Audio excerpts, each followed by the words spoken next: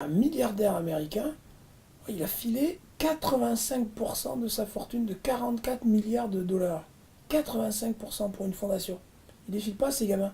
Et il déclare une personne très riche doit laisser suffisamment à ses enfants pour qu'ils fassent ce qu'ils veulent, mais pas assez pour qu'ils ne fassent rien. À Athènes, c'est pas pareil, les parents devaient tout léguer à leur enfant. J'abandonne tout et mon fils reprend le flambeau. Vous croyez pas mon fils capable de me succéder? Mais comment on fait quand on n'a pas d'enfant?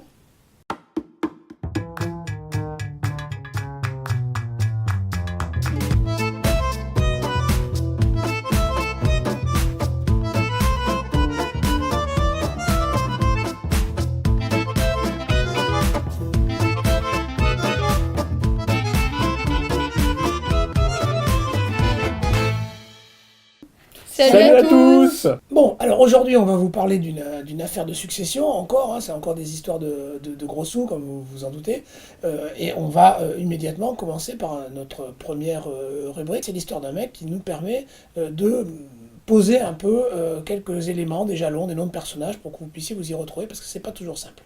Alors c'est l'histoire d'un mec. Vous la connaissez, non? Non, là, c'est l'histoire d'un mec. Ménéclès qui n'a pas d'enfant. Et pourtant, il a été marié 2 fois. C'est pas de chance. Vous avez parlé deux fois? De pas avoir d'enfant. Donc il n'a pas d'enfant, et il va être obligé d'adopter. Le problème, c'est qu'en fait, cette adoption, elle va donner lieu à réclamation. Après la mort de Ménéclès, le frère de Ménéclès va traîner devant un tribunal le fils adoptif de Ménéclès. Et maintenant, je vous dis tout. Non, la ferme.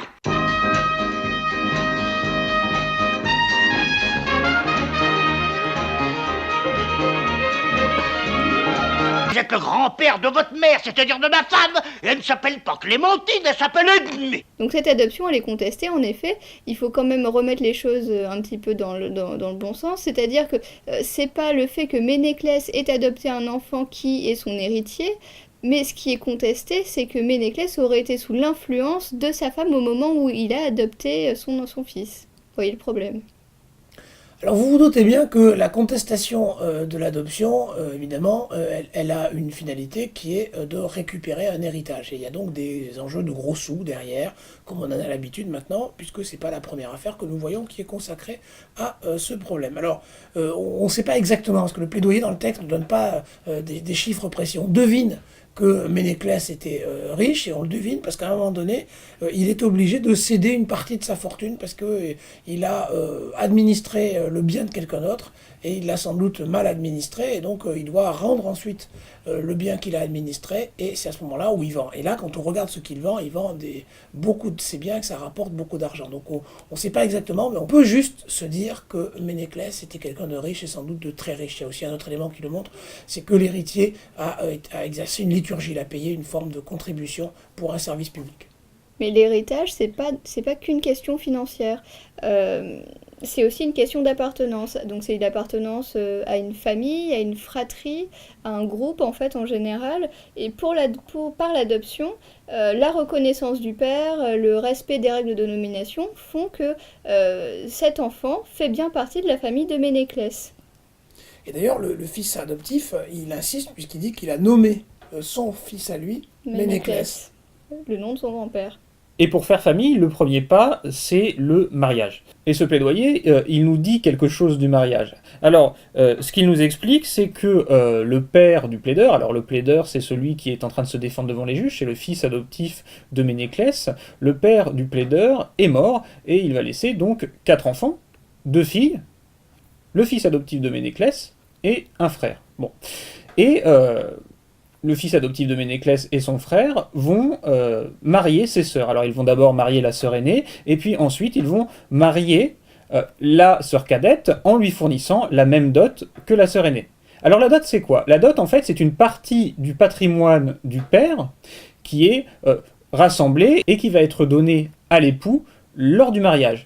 En fait un mariage ça se fait en 2 temps, et le premier acte du mariage c'est l'échange de la dot. Parce qu'à Athènes, il n'y a pas de mariage sans dot. Le mariage avec la dot, c'est la norme, et c'est la dot tacitement obligatoire. Et cette dot, ensuite, alors, elle est donnée effectivement au mari, mais le mari, il n'en a pas pleine possession. En fait, le mari, il va gérer la dot, cette fameuse part de patrimoine, et simplement disposer des revenus qui sont issus de la gestion de cette part de patrimoine, de cette dot. Sur ces questions de mariage, le plaidoyer nous renseigne quand même un petit peu et nous permet de comprendre comment les choix de conjoints peuvent se faire. En effet, le plaideur, donc celui qui se prétend fils adoptif de Ménéclès, il raconte un petit peu son histoire et son père était un ami de Ménéclès. Et ça nous donne déjà une idée de leur familiarité. En fait, ils n'ont pas de relation de famille, sinon celle-là. Et comme ils sont proches, le père du plaideur, donc, qui s'appelle Éponymos et Ménéclès, ben, ils vont essayer de trouver des manières de se rapprocher et d'utiliser les liens familiaux. Et donc l'une des premières manières de faire, c'est bien entendu le mariage. Et après la mort de sa première femme, Ménéclès va épouser la fille de son ami, l'une des filles de son ami. Alors vous pouvez peut-être vous demander, est-ce qu'il y a quand même un peu d'amour dans ces histoires de mariage ou c'est juste des négociations? JB a parlé de la dot, moi un peu de stratégie, donc est-ce qu'il n'y a pas un peu d'amour quand même dans tout ça? Bon, alors a priori, on pourrait dire non.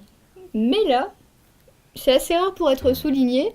Dans ce plaidoyer, ce qui est intéressant, c'est que justement, finalement, le plaideur donne une place importante à la volonté de la femme, à la femme de Ménéclès. C'est-à-dire qu'en fait, donc sa première épouse est morte, sans enfant, on est bien d'accord là-dessus. Il prend quand même une deuxième épouse, et là, il n'y a pas d'enfant non plus.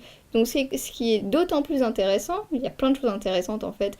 Ce qui est remarquable finalement, c'est que Ménéclès, au lieu de répudier cette deuxième femme, il pourrait se dire allez, bon bah elle est infertile, c'est bon, c'est pas moi, c'est elle. Mais là, ce qu'il ne fait pas, c'est que bon, il va quand même répudier cette jeune femme parce que le texte dit qu'il veut qu'elle connaisse les joies de la maternité, mais par contre, il ne va pas réépouser une troisième femme. Il dit c'est bon, c'est moi, et donc il passe par l'adoption sans reprendre de nouvelle épouse. Il n'y a pas de troisième épouse dans ce plaidoyer. Une autre chose remarquable encore, c'est que finalement, donc Ménéclès propose ce divorce à son épouse, mais qui le refuse. Elle veut rester loyale, elle veut lui rester fidèle, et donc elle refuse ce divorce. Bon, elle finit par céder, je ne vous cache pas. Donc on peut bien dire qu'on a affaire au un des premiers divorces à l'amiable. Oh, et puis moi je prends mes clips et mes clopes et je me tire dessus, un général boss de scorbut. Et puis tiens, rends-moi mon pognon d'allocation de grossesse. Oh, même pas ça sur le tapis ou je te fous une danse que tu t'en souviendras. Revenons à l'adoption. Si Ménéclès veut adopter, c'est pour deux raisons. D'abord, parce qu'il a besoin d'un héritier en l'absence de fils légitime. Ménéclès, il n'a pas de fils, il doit transmettre son héritage, il doit donc adopter pour pouvoir transmettre cet héritage. La deuxième raison, c'est que Ménéclès prévoit ses vieux jours. Ménéclès veut adopter parce qu'il a besoin de quelqu'un pour prendre soin de lui, et ça c'est une obligation qui incombe au fils, et donc dans le cas présent, au fils qu'il adopte. Pour adopter, Ménéclès aurait pu aller chercher du côté de sa famille. Il aurait pu adopter, par exemple, et d'ailleurs, c'est dit dans le plaidoyer, il aurait pu adopter le fils de son frère. Mais il aurait alors privé son frère de son propre héritier. Alors ce que va faire Ménéclès, c'est qu'il va aller chercher chez ses proches. Et comme le disait Christophe, il est particulièrement proche d'une famille, la famille du plaideur, et c'est pour ça qu'il va adopter le plaideur, le fils, en fait, de l'un de ses amis proches. Et pour prouver qu'il a bien été adopté, le plaideur va rappeler qu'il s'est comporté comme un fils vis-à-vis de Ménéclès. Et bien oui, parce que justement, durant les 23 années qui séparent la date de l'adoption jusqu'à la mort de Ménéclès, le plaideur insiste bien sur le fait que lui s'est comporté comme un fils envers Ménéclès, mais qu'il y a une réciprocité entre eux, c'est-à-dire que Ménéclès s'est aussi comporté comme un père envers lui. Donc le plaideur, qu'est-ce qu'il fait? Lui, il insiste donc sur le fait que son père vieillissant, il s'est bien occupé de lui, après, à sa mort, il a bien fait donc les rituels, tout ce que veut la coutume au moment de sa mort. Et donc Ménéclès, lui, au moment de l'adoption, on voit bien qu'il y a cette réciprocité envers son fils, c'est-à-dire qu'il lui donne quand même son nom, il le fait entrer dans sa lignée. Vous pouvez peut-être vous demander, mais pourquoi il prouve la légalité de son adoption en parlant de son comportement? En fait, c'est parce que justement, il n'y a pas de doute sur le fait qu'il a été légalement adopté au sens de la procédure. La procédure juridique, elle a été appliquée.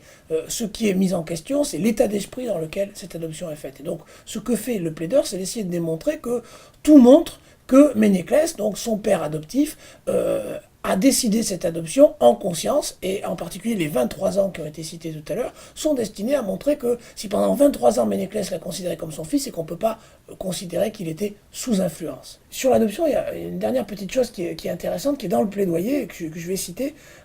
Il dit, le plaideur, donc tous les autres hommes, grecs et barbares, jugent sage cette loi sur l'adoption, et pour cette raison, elle est d'une pratique universelle. Alors, ça peut nous faire sourire, car ce qui nous est décrit en termes d'adoption est très très éloigné de nos pratiques contemporaines, car pour nous, l'adoption est quelque chose d'assez exceptionnel, alors que là, elle est totalement banale, ordinaire, courante, quotidienne. Outre l'adoption, il y a quelque chose de très courant chez les Grecs, c'est d'associer les femmes à un facteur de déviance, à un facteur d'influence capable de corrompre les hommes. Bonsoir. Bonsoir. Vous avez l'air contracté. Je vous intimide? Non, pas du tout. Et c'est exactement ce qu'on lit dans ce plaidoyer, puisque l'adversaire du plaideur, c'est-à-dire son oncle, souligne que Ménéclès, lorsqu'il a adopté le plaideur, aurait été sous l'influence d'une femme, en l'occurrence la sœur du plaideur, et donc son épouse. D'ailleurs, cet argument doit réellement être entendu par les juges, puisque le plaideur va consacrer une partie de sa plaidoirie à le contrer, à expliquer que après s'être séparé de Ménéclès, sa sœur a eu plusieurs enfants, et qu'elle n'avait donc aucun intérêt à convaincre Ménéclès d'adopter le plaideur. Alors ce lieu commun sur l'influence négative des femmes ne doit pas nous amener à conclure à une forme de misogynie généralisée. Les choses sont en réalité plus complexes. D'abord, on a d'autres exemples dans lesquels ce sont des hommes qui ont une influence sur un individu. Donc c'est pas nécessairement toujours des femmes, même si c'est souvent cette idée d'influence négative qui est associée aux femmes. Ça, c'est la première des choses. Puis la deuxième, c'est Audrey qui l'a raconté tout à l'heure. La seconde épouse de Ménéclès, on lui demande son avis au moment où on envisage sa répudiation, et aussi le fait qu'elle soit mariée avec quelqu'un d'autre. Donc tout montre bien que même dans une société de domination masculine, la participation, l'accord des femmes fait partie de cette domination, et il n'y a pas d'opposition. Donc il ne faut pas imaginer que les femmes n'auraient pas leur mot à dire. Au contraire, elles ont leur mot à dire, même si à la fin, le mot qu'elles disent est souvent celui que des hommes voulaient qu'elles disent. Bon, c'est l'heure de la conclusion.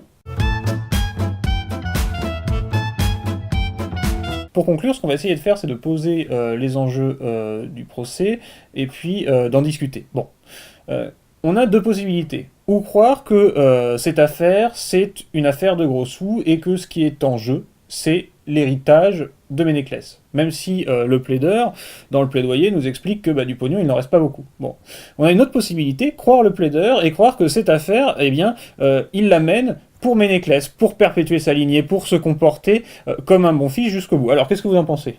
Moi, je pense que c'est plutôt cette question de l'appartenance à une famille, c'est-à-dire que pendant plus de 20 ans, le plaideur, il s'est comporté comme, et en plus, on l'a considéré comme faisant partie intégrante de la famille. Donc, moi, je pense que cette question d'argent, puisque, bon, si on en croit ce qui est dit, pour diverses raisons, il reste pas grand-chose, mais il veut pas être déshérité de son nom, en fait. Mais le problème de ce genre de plaidoyer, c'est toujours le même, c'est qu'on n'a qu'une seule version, donc on ne peut pas véritablement trancher.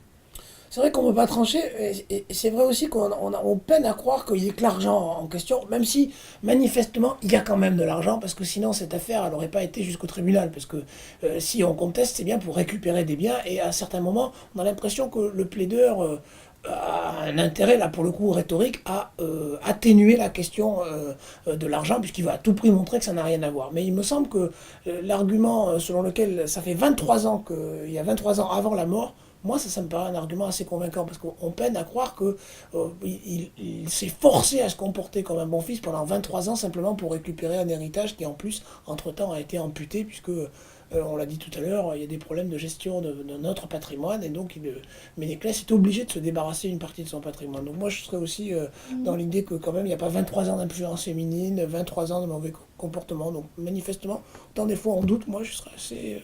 Là, j'y crois. Je crois au plaideur. En somme, même si ce plaidoyer, même si cette affaire implique du pognon, a priori le plaideur n'est pas complètement cynique. Puis c'est rassurant de se dire qu'il n'y a pas que le pognon dans la vie.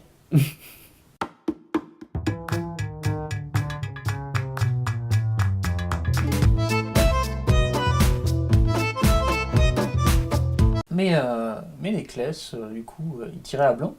Moi, je crois qu'il tirait plus du tout.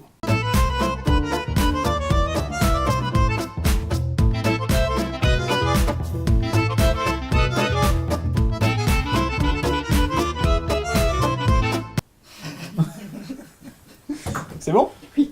Bon, très bien. Ok.